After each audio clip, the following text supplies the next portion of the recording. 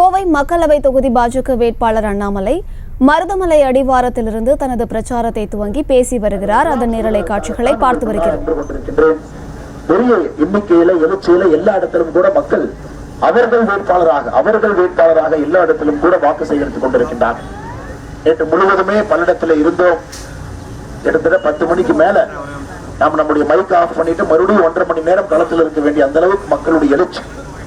கோயம்புத்தூரை பொறுத்தவரை நம்முடைய தேசிய ஜனநாயக கூட்டணியினுடைய வெற்றி உறுதி செய்யப்பட்டு விட்டது. காரணம், தன்னாளர்கள், மக்கள், பொதுமக்கள், அரசியலுக்கு சம்பந்தமே இல்லாதவங்க, அரசியலிருந்து ஒதுங்கி இருந்தவர்கள் எல்லோரும் ஒரு சேர வந்திருக்கின்றார்கள். இப்போது நடக்கவில்லை என்றால் எப்பொழுதும் நடக்காது. அதனால் மாற்றம் என்பது இப்பொழுது 2024 நடக்க வேண்டும் என்று வந்திருக்கும் எல்லா அன்பு சொந்தங்களுக்கு, பெரியவர்களுக்கு, தாய்மார்களுக்கு நன்றி இழந்த வாழ்த்துக்களை, வணக்கங்களை தெரிவித்து மறந்து விடாதீர்கள். ஏப்ரல் 19ஆம் தேதி நமக்கு இன்னும் 16 நாட்கள் மட்டும்தான் பிரச்சாரத்துக்கு இருக்கிறது.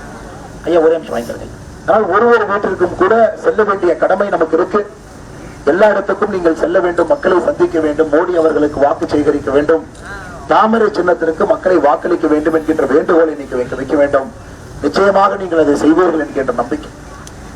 ஐயா அந்த 16 நாள்ல திமுக காரங்களை, திமுக அரசை 33 மாத காலமாக நான் பேசாத பேச்சு இல்லை. அதனால இந்த 16 நாள் நான் பேசினவங்க மாற போறது கிடையாதுங்க. அதனால்தான் திராவிட முன்னேற்ற கழகம் என்கின்ற வார்த்தையை நான் பயன்படுத்தல. காரணம், இந்த ஒரே வண்டி தாங்க ஐயா டெல்லி போற வண்டி. இது ஒரே ஒரு டிரைவர் அண்ணாமலை மட்டும்தான் இருக்காரு. மிச்சவங்க எல்லாம் ஒரு வண்டி பாத்தீங்கன்னா திருப்பூருக்கு போறோம் இங்க திருப்பிட்டு இருக்கிறாங்க, இன்னொரு வண்டி கரூருக்கு போறோம் திருப்பிட்டு இருக்கிறாங்க. ஆனா இந்த தேர்தல் 2024 தேசிய தேர்தல். பிரதமராக யார் வருகின்றார்கள் என்பதற்கான தேர்தல். 2026 திருப்பூர் போறது, சென்னை போறது அப்ப முடிவு பண்ணிக்கலாங்க ஐயா. ஆனா ஒரே ஒரு வண்டி மட்டும்தான் டெல்லி செல்வது நின்று கொண்டிருக்கிறது. டிரைவராக அமர்த்தி இருக்கின்றீர்கள். அதனால் மற்ற கட்சிகளை பற்றி நான் பேசவே விரும்பலைங்க. காரணம், அதற்கான தேர்தல் இது இல்லை. 10 ஆண்டு காலம் கடுமையாக உழைத்திருக்கின்றோம், வேலை பார்த்திருக்கின்றோம்.